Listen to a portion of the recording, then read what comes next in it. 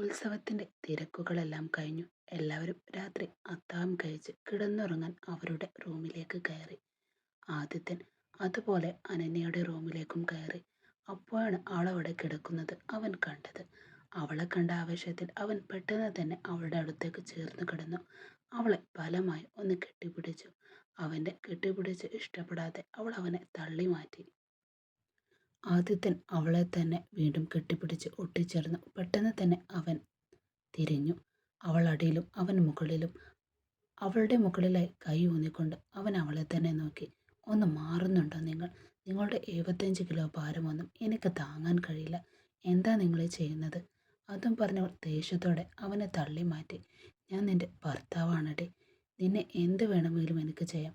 അത് ചോദിക്കാൻ നിനക്ക് തന്നെ ഒരു അവകാശവുമില്ല എന്ന് പറഞ്ഞുകൊണ്ട് ആദ്യ വീണ്ടും അവളെ കെട്ടിപ്പിടിക്കാൻ ചെയ്യാൻ തുടങ്ങി.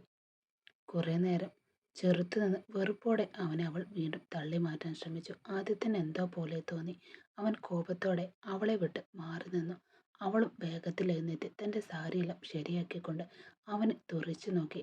ആ കിടക്കയിൽ തന്നെ ഇരുന്നു. ഇങ്ങോട്ട് നോക്ക് സാർ, ഇതൊന്നും ശരിയല്ല, ഞാൻ താഴെ കിടന്നോളാം എന്ന് പറഞ്ഞ് അവൾ കിടക്കയിൽ കിടക്കാൻ പോയി. ഹേ, എനിക്ക് കുഴപ്പമൊന്നുമില്ല, ഇത് നിന്റെ വീട്ടിലെ, നീ കട്ടിൽ തന്നെ കിടന്നു എന്ന് പറഞ്ഞുകൊണ്ട് അവനും എഴുന്നേറ്റ്. നിങ്ങളുടെ കൂടെ അടുത്ത് കിടക്കാൻ തന്നെ എനിക്ക് താല്പര്യമില്ല, വല്ലതും ചെയ്തു കളയും നീ എന്ന് അവൾ പറഞ്ഞതും ഞാൻ ഇവിടെ നിന്നാലല്ലേ എന്തെങ്കിലും ചെയ്യാൻ പറ്റൂ. ഞാൻ ഇപ്പോൾ തന്നെ ഇറങ്ങുകയാ. ഇതിന്മേൽ എനിക്കും നിനക്കും തമ്മിൽ യാതൊരു ബന്ധവുമില്ല, അതുപോലെ ഇനിയൊരു പ്രശ്നവും ഉണ്ടാക്കുകയുമില്ല എന്ന് പറഞ്ഞ് മുറിയിൽ നിന്ന് പുറത്തു പോകാൻ ശ്രമിച്ചു. അനന്യ വേഗത്തിൽ ചെന്ന് അവൻ്റെ കയ്യിൽ പിടിച്ചു. കൈയെടുക്കടി. കയ്യിൽ പിടിച്ച ഉടൻ തിരിഞ്ഞു നോക്കി ആദിത്യൻ കോപത്തോടെ തുറച്ചു നോക്കിക്കൊണ്ട് അവളോട് പറഞ്ഞു. അവൾ ഉടനെ തന്നെ കൈ പിൻവലിച്ചു. എന്താ, നിന്റെ ഇഷ്ടത്തിന് എന്ത് വേണമെങ്കിലും പറയാം. ഇപ്പോൾ ഞാൻ പോകുകയാണെന്ന് പറഞ്ഞപ്പോൾ എൻ്റെ കയ്യിൽ കയറി പിടിക്കുന്നോടി നീ. എന്താടി ഇത്? നിന്നെ തൊടാൻ പാടില്ല, പിടിക്കാൻ പാടില്ല എന്ന് എനിക്കുമുണ്ടടി മാനമൊക്കെ എന്നവൻ അല്പം ദേഷ്യത്തോടെ അവളോട് ചോദിച്ചു. ഇവിടെ നോക്ക്, ഈ സമയത്ത് നിങ്ങൾ എങ്ങോട്ടാ പോകുന്നത്? പുറത്ത് അമ്മയും അച്ഛനൊക്കെയുണ്ട്. നിങ്ങൾ ഈ സമയത്ത് ഇറങ്ങിപ്പോയാൽ അവരെന്തെങ്കിലും തെറ്റായി വിചാരിക്കും. ഓ, അപ്പോൾ അതാണ്. എന്തേ അവർ വിചാരിക്കാൻ പാടില്ലേ എന്ന് തോന്നുന്നുണ്ട് നിനക്ക്. പക്ഷെ നിനക്ക് എത്ര വേണമെങ്കിലും എന്നെ അപമാനിക്കാം, അങ്ങനെയല്ലേടി? ഇവിടെ നോക്ക്, നിന്റെ വീട്ടിൽ വേണമെങ്കിൽ നീ കൊച്ചുകുട്ടിയായിരിക്കാം, പക്ഷെ എനിക്ക് നീ എൻ്റെ ഭാര്യയാണ്. അതിനുള്ള കടമ നീ ചെയ്തേ പറ്റൂ. 1-2 ദിവസമാണെങ്കിൽ സാരമില്ല, ഇപ്പോൾ എത്ര ദിവസമായി? തുടക്കത്തിൽ ഞാൻ ഇഷ്ടമില്ലായിരുന്നുവെങ്കിലും അതിനുശേഷം കുറച്ച് കുറച്ച് ഞാൻ നിന്നെ സ്വീകരിച്ച് ഇഷ്ടപ്പെടാൻ തുടങ്ങിയിരുന്നു. പക്ഷെ നീ പഠിക്കണമെന്ന് ആഗ്രഹം പറഞ്ഞപ്പോൾ പഠിച്ചോട്ടെ എന്ന് കരുതി നിന്നെ കോളേജിൽ ചേർത്ത് തന്നില്ലേ ഞാൻ? ഇതിനുമേൽ നിനക്ക് എന്താടീ പ്രശ്നം എൻ്റെ കൂടെ ചേർന്ന് ജീവിക്കുന്നതിൽ? ഈ ആദിത്യൻ ആരോടും എന്തിനും ഇതുവരെ യാചിച്ചിട്ടില്ല, തലകുനിച്ച് നിന്നിട്ടുമില്ല ആരുടെ മുന്നിലും. പക്ഷെ നിന്നിലേക്ക് ഞാൻ ഒരുപാട് താന്നുപോയി, അതുകൊണ്ടാണ് നീ എന്നെ ഇത്രയും തരം താഴ്ത്തി സംസാരിക്കുന്നത് എന്നവൻ ആവലാതിയോടെയും അവൻ്റെ സങ്കടത്തോടെയും അവളെ നോക്കിക്കൊണ്ട് പറഞ്ഞു. എനിക്ക് എന്താണ് പ്രശ്നമെന്ന് നിങ്ങളോട് ഞാൻ ആദ്യമേ പറഞ്ഞതല്ലേ? ദേ നോക്ക്, നിങ്ങൾ എൻ്റെ അടുത്ത് വരുന്നതും എൻ്റെ കൂടെ ജീവിക്കാൻ ആഗ്രഹിക്കുന്നതെല്ലാം എനിക്ക് മനസ്സിലാക്കുന്നുണ്ട്. മനസ്സിലാക്കാതിരിക്കാൻ ഞാൻ നീറ്റ് പരീക്ഷയിൽ 1-ാം റാങ്ക് വാങ്ങിയ ആളാണ് ഞാൻ. ഒരു ഡോക്ടറാവാൻ പോകുന്ന പെൺകുട്ടി. ഒരു മനുഷ്യൻ്റെ വികാരങ്ങളെല്ലാം എനിക്ക് മനസ്സിലാക്കും. നിങ്ങൾ വലിയൊരു പണക്കാരനാണ്. പക്ഷെ ആദ്യ ദിവസം എന്നോട് സംസാരിച്ചതും ഇപ്പോൾ നിങ്ങൾ എന്നോട് പെരുമാറും തമ്മിൽ വലിയ വ്യത്യാസമുണ്ട്. പക്ഷെ നിങ്ങളോട് എനിക്ക് ഇതുവരെ പ്രണയമൊന്നും തോന്നിയിട്ടില്ല. ഓരോ തവണയും നിങ്ങൾ എൻ്റെ അടുത്തേക്ക് വരുമ്പോൾ നിങ്ങളുടെ ആവശ്യങ്ങൾ എന്നിലൂടെ തീർക്കാൻ ശ്രമിക്കുന്നത് പോലെ എനിക്ക് തോന്നാറുള്ളത്. നിങ്ങളെക്കുറിച്ച് എനിക്കറിയാം. ഇപ്പോൾ വികാരത്തിന് അടിമപ്പെട്ട് എൻ്റെ കൂടെ ജീവിച്ചിട്ട് കുറച്ച് ദിവസം കഴിഞ്ഞ് എന്നോടുള്ള വികാരം തീരുമ്പോൾ എന്നെ ഉപേക്ഷിച്ച് കളയും. ഇപ്പോഴെങ്കിലും ഞാനൊരു പെണ്ണായി നിങ്ങളെ ഇഷ്ടപ്പെട്ടു പോകുമോ എന്ന് എനിക്ക് തന്നെ പേടിയാവുന്നുണ്ട്. എനിക്ക് നിങ്ങളുടെ മേൽ ഇപ്പോഴും വിശ്വാസമില്ല എന്നവൾ പറഞ്ഞു നിർത്തി. ഇത് കേട്ടതും ഒരു കൈ ഇടുപ്പിൽ വെച്ച് മറ്റേ കൈ കൊണ്ട് തലമുടി അമർത്തി തിരുമ്പി അവൻ ദീർഘശ്വാസം വിട്ടു. ഓഹോ, അപ്പോൾ എൻ്റെ മേൽ നിനക്ക് ഇതുവരെ വിശ്വാസം വന്നിട്ടില്ല അല്ലേടി? അല്പം പോലും പ്രതീക്ഷയുമില്ല അല്ലേ അനന്യ? ദൈവത്തെ ഓർത്ത് ഞാൻ പറയുന്നത് നീ അവസാനം വരെ നന്നായി ഒന്ന് കേൾക്കണം.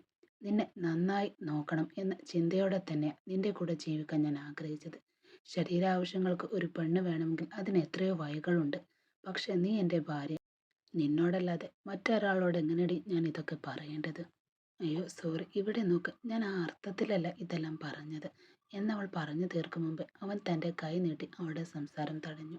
ഇതിനുമപ്പുറം ഇതിനെപ്പറ്റി ഒരു വാക്ക് പോലും നീ സംസാരിക്കരുത് എന്ന് പറഞ്ഞ് അവൻ അപ്പോൾ തന്നെ പുറത്തേക്ക് പോയി. അനന്യ ഇപ്പോഴാണ് താൻ ചെയ്ത തെറ്റാണെന്താണെന്ന് അവൾക്ക് മനസ്സിലായതും. അനന്യ, എന്തൊക്കെയായാലും അവൻ നിന്റെ ഭർത്താവാ, നീ അങ്ങനെ സംസാരിക്കാൻ പാടില്ലായിരുന്നു.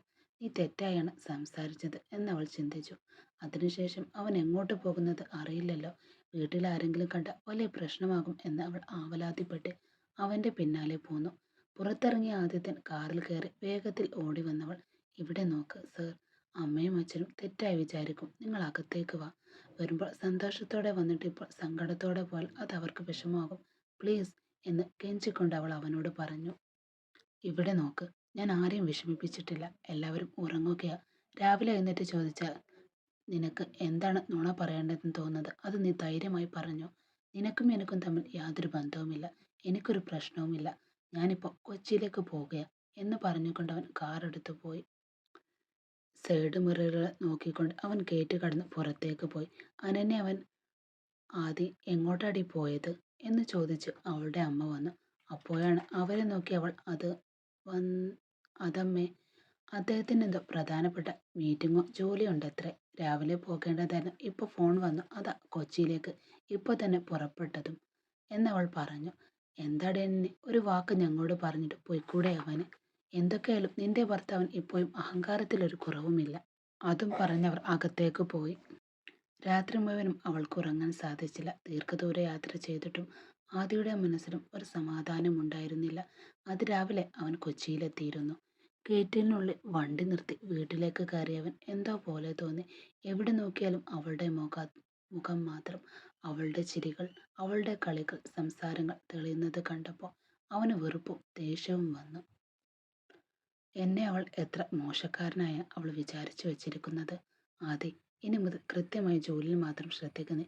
അവളെക്കുറിച്ച് ഇനി ചിന്തിക്കുകയേ വേണ്ട. അവൾക്ക് എന്തൊരു ചിന്താഗതിയാണ്. അവൾ എന്നെ വിശ്വസിക്കില്ലെങ്കിൽ വേണ്ട എന്ന് തന്നെത്താൻ പറഞ്ഞ് സമാധാനിപ്പിച്ച് അവൻ തൻ്റെ മുറിയിലേക്ക് പോയി. കുളിച്ച ശേഷം കിടക്കയിൽ കിടന്നതും അവൻ എപ്പോഴോ ഉറങ്ങിപ്പോയി. അടുത്ത ദിവസം രാവിലെ അനന്യക്ക് അവൻ്റെ ഓർമ്മകൾ തന്നെയായിരുന്നു മനസ്സിൽ. എങ്കിലും അവൾ അത് പുറത്തേക്ക് കാണിച്ചില്ല. തീയും വിഹാനും തങ്ങളുടെ വീട്ടിലേക്ക് പോകാനായി ഇറങ്ങി വന്നു. അനു, ഏട്ടൻ കൊച്ചിയിൽ പോയില്ലേ? നീ ഞങ്ങളുടെ കൂടെ വരുന്നോ അതോ അമ്മയുടെ വീട്ടിൽ നിൽക്കുന്നോ എന്ന് വിഹാൻ ചോദിച്ചു. അതോ ഏട്ടൻ്റെ അടുത്തേക്ക് ഞാൻ ആക്കി തരണോ? ഇല്ല വിഹാനേട്ട, ഞാൻ കൊച്ചിയിൽ പോയാൽ വീണ്ടും എനിക്ക് ലീവ് കിട്ടുമെന്ന് അറിയില്ല. ഞാൻ അച്ഛൻ്റെ കൂടെ നിൽക്കാം എന്നവൾ പറഞ്ഞു. ശരി അനു, എന്നാൽ ഞങ്ങൾ ഇറങ്ങിയ എന്ന് പറഞ്ഞ് ദേവും വിഹാനും യാത്രയായി. ഓഫീസിലിരുന്നിട്ട് എന്തുകൊണ്ട് അനന്യയുടെ ഓർമ്മ വന്നവന്. നിങ്ങളെ എനിക്ക് വിശ്വാസമില്ല എന്നവൾ പറഞ്ഞ വാക്കുകൾ വീണ്ടും അവൻ്റെ കാതിൽ മുഴങ്ങി കേട്ടു. അങ്ങനെയാണെങ്കിൽ ഞാൻ മോശക്കാരനാണോടെ? അവളെ ഉപയോഗിച്ചിട്ട് വേണ്ടെന്ന് വെച്ച് ഞാൻ തള്ളി പറയുമോ? കെട്ടിയ ഭർത്താവിന് ഏത് പെണ്ണും പറയാൻ പാടില്ലാത്ത വാക്കുകൾ അവൾ ഇപ്പോഴും പറയുന്നത്. ആദ്യം അവൾ നിന്നെ വളരെ വില കുറഞ്ഞവളാണ് കണ്ടിട്ടുള്ളത്. അവൾ നിന്നെക്കുറിച്ച് ചിന്തിക്കുന്നത് പോലും ഉണ്ടാവില്ല ഈ സമയം. എന്തിനാ നീ അവളെക്കുറിച്ച് ആലോചിക്കുന്നേ? വിട്, റിലാക്സായി നീ ജോലി ചെയ്യാൻ നോക്ക്. അവൾ വരുന്നതിന് മുമ്പ് നീ ശാന്തനായിട്ടല്ലേ ഇരുന്നിരുന്നത്? അതുപോലെ തന്നെ ഇപ്പോഴും ഇരിക്ക്. അവൾ ഇല്ലെങ്കിലും നിനക്ക് ജീവിക്കാൻ കഴിയില്ല എന്ന് തന്നെത്താൻ ശകാരിച്ച് അവൻ സ്വയം സമാധാനിച്ചു. വേറൊരു ഫോൺ എടുത്ത് അന്ന് മുഴുവൻ പലതവണ ഫോൺ വരുമ്പോഴൊക്കെ അവളായിരിക്കുമോ എന്ന് കരുതി അവൻ അപ്പോഴും നിരാശ ആയിരുന്നു. അതായിരുന്നു അന്നത്തെ അവൻ്റെ ജോലി മുഴുവനും. അനന്യയും അവളുടെ അച്ഛൻ്റെ മൊബൈൽ വാങ്ങി പലതവണ അവൻ്റെ നമ്പർ ഡയൽ ചെയ്യുകയും വീണ്ടും ഡിലീറ്റ് ചെയ്ത് വെക്കുകയും ചെയ്യുന്നുണ്ടായിരുന്നു. അന്ന് രാത്രി കഴിഞ്ഞ ദിവസത്തെ പോലെ അവൾ ഒരു തവണയെങ്കിലും ഫോൺ ചെയ്യുമെന്ന് അവനും കാത്തിരുന്നു. എന്നാൽ അതുണ്ടായില്ല. രാവിലെ അവളും ഉറങ്ങാൻ കഴിയാതെ ഉറക്കം നഷ്ടപ്പെട്ടത് മാത്രം മിച്ചം.